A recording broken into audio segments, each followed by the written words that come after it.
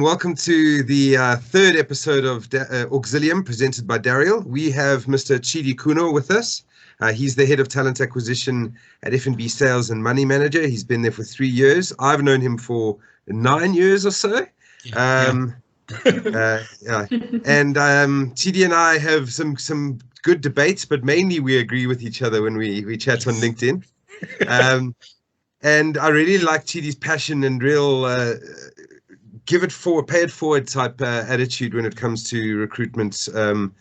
So that's why we wanted to invite him here. But also he's an expert in the finance recruitment world and the grad recruitment world. So we are not, and that's the purpose of these videos, is really to reach out to people who maybe follow us and wanted to find out a little bit more about the finance world rather than software. Yeah. So thank you very much for joining us, Tshidi. We really appreciate it. Thank you so much, man. It's good to be here. It's good to catch up with you guys. So it's been very interesting, to be honest. But we'll get there. We'll get absolutely, there, you know? Absolutely. Yeah. So we've got 5 quick questions for you, and Nina and I will bounce them off each other. But yeah, thanks again. So without further ado, when you are trying to enter the finance world as a newly minted finance grad, in your opinion and experience, what are the best ways to find and apply for your first job? So I think one of the key things that grads needs to remember is the time you apply is normally the year before you complete. So you don't apply for graduate programs on the year that, like, let's say I'm completing this year, I don't apply this year. I have to apply the year before. So you need to make sure that, for example, if you want 2021, you need to apply the year before.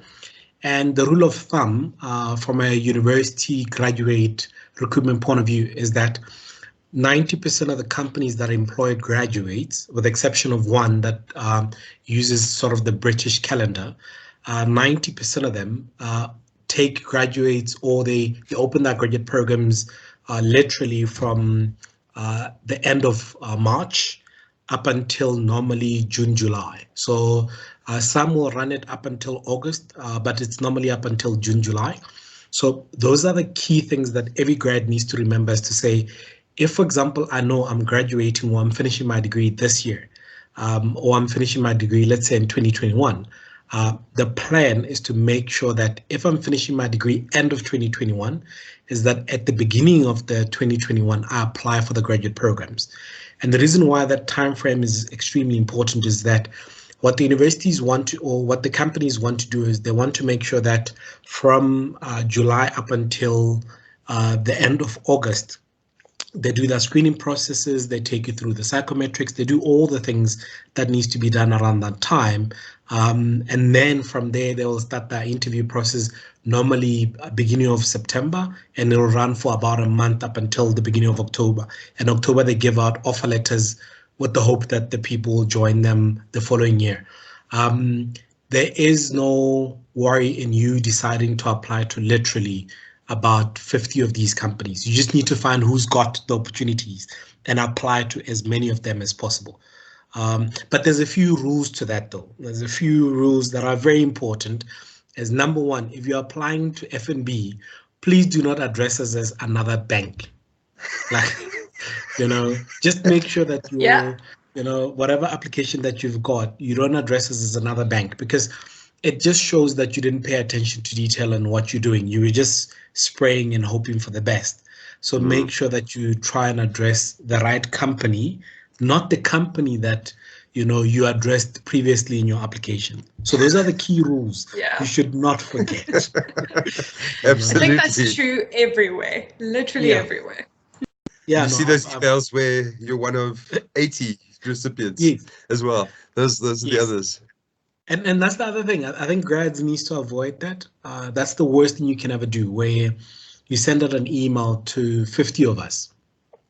The assumption is it's not meant for me. If you've sent it to 50 people, it's meant for somebody else will respond that has the time to respond, because you've emailed it to everybody else. If you're gonna go that route, I'd say BCC everybody. But it's also not advisable to BCC people anyway, because the moment you BCC me and you're applying for a job, I already know that there's 10 other people that are hidden as well. So don't try and throw everything around. Looking for a job is almost like another job. But Absolutely. try by all means to make sure that if, for example, you know that all the 5 banks are looking for grads, make sure that if you have cover letters that you need to do for each bank, that you save each CV and each cover letter by the name of the bank that you're applying to, because then you'll not make a mistake of addressing the one bank by another bank's name. Then it's very straightforward. So those are some of the things that you need to remember as a graduate, or else, unfortunately, it's always going to land in the pits and nobody's going to see it. Absolutely. Yeah, absolutely. So, I mean, Tshidi, from your side, what experience or qualifications are recommended or required to be considered for these sorts of programs? So I think, so if you asked me that about 10, 15 years ago, I would say commerce related to qualifications. Yeah. But I think in the last maybe 7 years or so, or 8 years, the qualifications that are required are now broader. I think banks are looking for, or companies, finance industry is looking for just about any qualification. You could come with a humanities qualification. You could come with an engineering qualification. And the reason why they're looking for that is that they're looking for employees that can balance the thinking. Because you'll find that, like, if you look at today's world, where we literally are all working from home, this is the normal. This is now normal since the last 6 months. If you look at that, you'll find that, the people that will sometimes the bank would look for are people that are going to think differently when it comes to whether it's philosophy or PPE or whichever qualifications that you might have. So the companies will look for that type of thinking. Because also, if you look at the way you sell products now, it's no longer the same way that you used to sell it. You can't be in the middle of a pandemic, be calling somebody and saying, hey, listen, I've got 10 other cars that I want to sell you, but I know you're struggling financially, but I've got 10 cars. So we need to be a bit more cognizant of the time that we're playing in. That's why even the qualifications themselves are different. What I do sometimes advise graduates is try to, at least, if you have the means to do it, try and do an honors. Because what I've seen in the last couple of years is that graduates with honors are more likely to be the ones that are first looked at before they look at the undergraduate ones that have got just a bachelor's. So if you have an opportunity to do an honors, please do go ahead and do an honors. And then the guys that have got a master's are always great. But the moment you start moving away from a master's, you get into a PhD. We now start thinking you want to be an academic. So maybe you don't really want to be in banking. So just be careful that you don't also overqualify for qualification where you've got a PhD and then we pay a salary of an honest graduate, because graduate salaries are normally the same. We normally, the banks will normally say, for this particular space, we're paying, let's say, 300. For this space, we're paying 250. For that space, we're paying this much. So it's very important that you understand that the qualification does not necessarily mean that your salary has to be higher than the rest of the other guys, because it's a standard salary that the company does. And that also leads to those things where guys want to negotiate the salary. Graduate salaries are normally the same. So as much as we would like to negotiate it, you can't really negotiate it because it's set and it's agreed the year before. Absolutely. Yeah. I'm glad to see that the thinking has shifted a little around the broadness of degrees and different ways of thinking in financial institutions. I think that's great. In your experience, what do you feel tends to set someone apart from their competition when they're applying, either as a grad or as an experienced hire? What are those like gold star things that make someone stand out? I think from a graduate program, from a grad point of view, a few things that normally makes grads stand out is experience. And I'm doing this in quotes because I think a lot of people are like, where do I get the experience? The experience to be able to prove to the company that you can work with other people. It's not necessarily to do with experience in the type of job that you're applying for. It could be experience as a waiter. It could be experience as the guy that collects newspapers every day. It could be any type of experience. It is extremely important. Or you could even be somebody that works in a church where you do service in the church. that experience goes a long way because it highlights to the employer that you have actually learned on how to interact with other people, especially at times where nowadays softer skills are also very, very important in when people are looking for jobs. So that bit of experience, please do not take it lightly that you were a waiter for 6 months. It really does go a long way, and include it in your resume because that's also very important.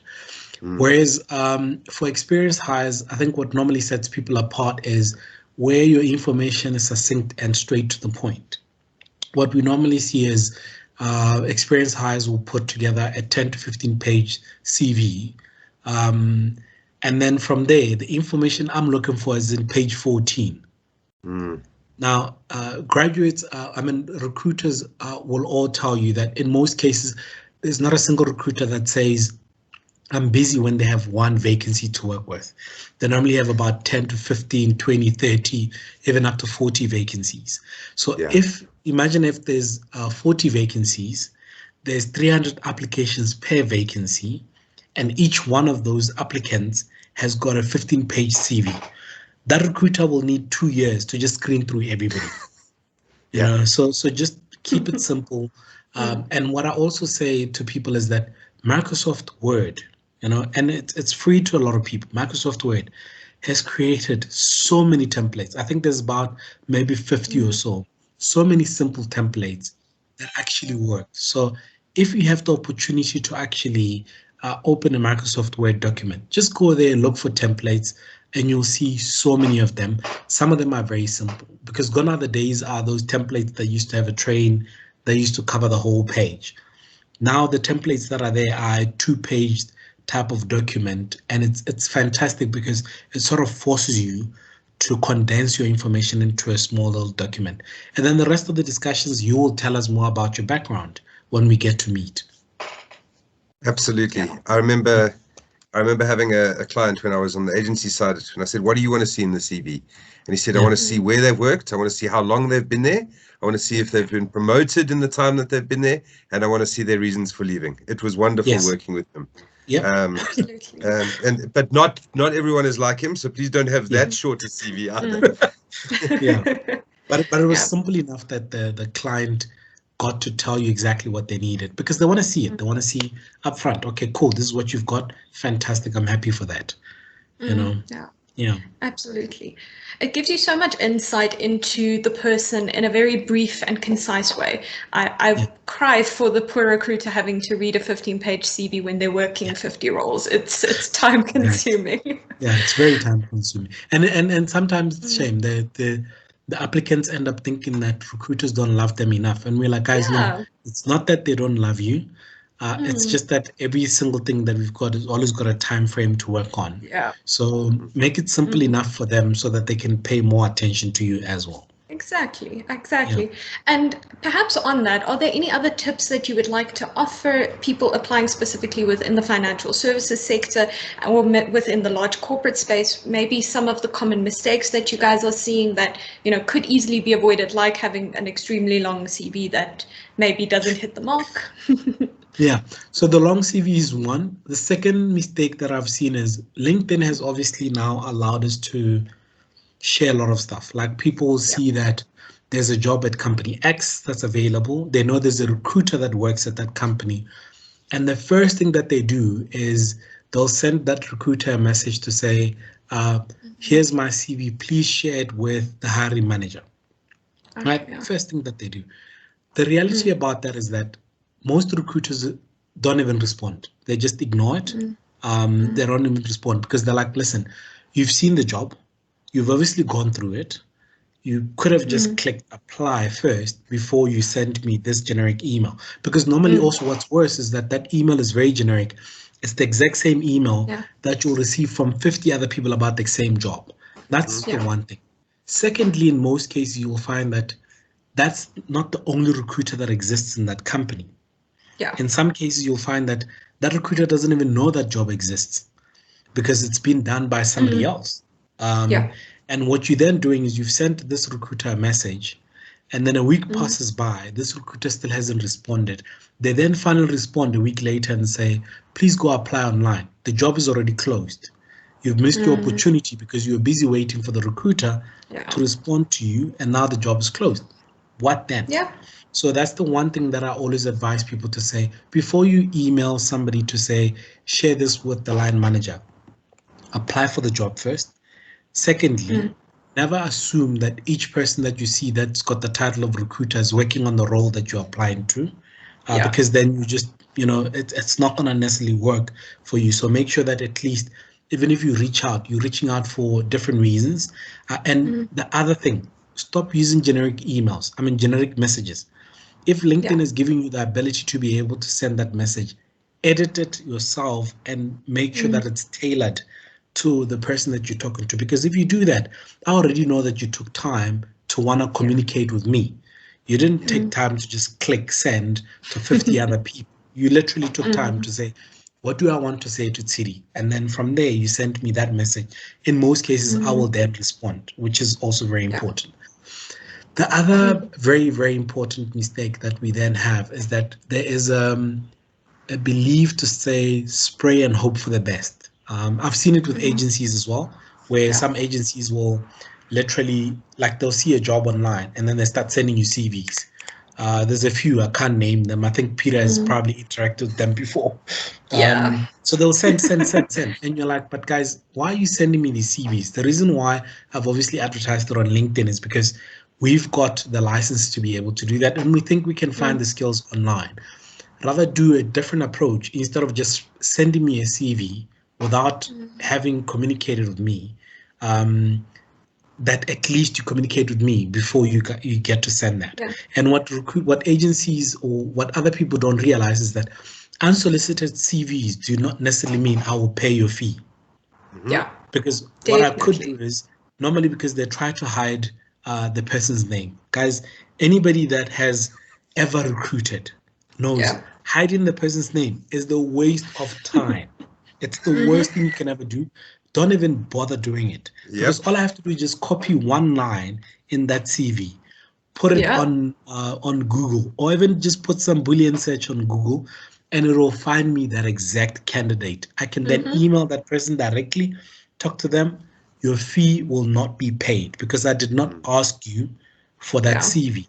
So that's the other thing I always advise people to say, have that relationship that you build before you just send spray and hope for the best.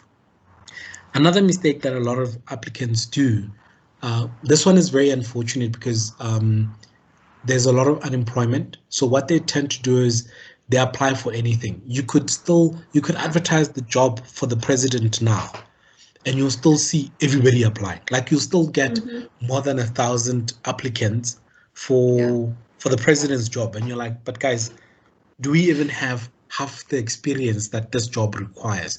So what I always say to people is that it's not, yes, it's sometimes interesting when I see on LinkedIn where somebody's saying, I've applied to this company 350 times and I've been rejected 350 times. And they put that on LinkedIn. And I'm like, where are those 350 times where your role that you applied for was in line with your experience and your background? And if you've also reached that stage where you've applied 350 times, for me, it says, take a step back, ask somebody to look at your CV, because it might actually be that you've got the skills that they're looking for. Ask somebody to look at your CV and ask them to just help you fix it up, because then sometimes that's all it needs. It just needs a tweak here and there, and then you're able to then start being in the eyes of the recruiter. So it is very important that the spray and hope for the best, we stop doing that, because nowadays, as much as we want to give clients tailored information, we also would love to receive tailored resumes that that actually speak to the role. So those are some of the mistakes that I've realized come up quite a bit. I echo what you're saying 100% about how would you like to be if you were the person that you are applying to? How would you like to be applied to? It's any kind of service exchange, whether I'm ordering food, whether I'm filling up with petrol. You've got to put yourself in the shoes of the person that is either supplying or receiving the service, and it's going to make you much more successful. Exactly. Awesome. So, Tshidi, that's kind of where we finish off. But obviously, we want to give you a chance to promote anything that you've got going on at the moment. So, is there anything that you want to share or update us with? Yeah, man. So number one, if you're watching this, please go and subscribe to my YouTube page. Just search for Top of the Morning. You'll find Tshidi there. I try to share this information freely online because, as you guys know, a lot of people tend to charge graduates for these things. Like they charge people to say, I'll look at this document for you and then you pay me $250. And then every time you go back, $250 again. So I try to share that freely online. So please check out my YouTube page. And I think going forward, Peter and I'm just waiting. This is Women's Month, so I'm not going to interview any men this month. But Peter and I will probably going to do another live conversation because I think him and I have had the same type of painful experiences when it comes to the people that we interact with, and some exciting ones as well. So I think you and I can go on a live chat maybe in the beginning of September, just to sort of share some of the experiences, speak about what in-house, what tailored businesses that you guys look after, the type of work that you guys provide, the services that you provide. I think it would be nice for people to know a bit more about what you guys do. So you and I will be chatting very soon. And then besides that, follow me on LinkedIn. That's where I share most of the information. So that's about it. Great. We'll tag you below. We'll use your hashtag Top of the Morning. Yep. Yes. And if we can find a link to the channel, which I'm sure we can, we'll also put that below. But Tshidi, a pleasure as always. Anine, thank you. Thank you both. All good. Thank you. Have a great afternoon. Thank you, man. Have an awesome day.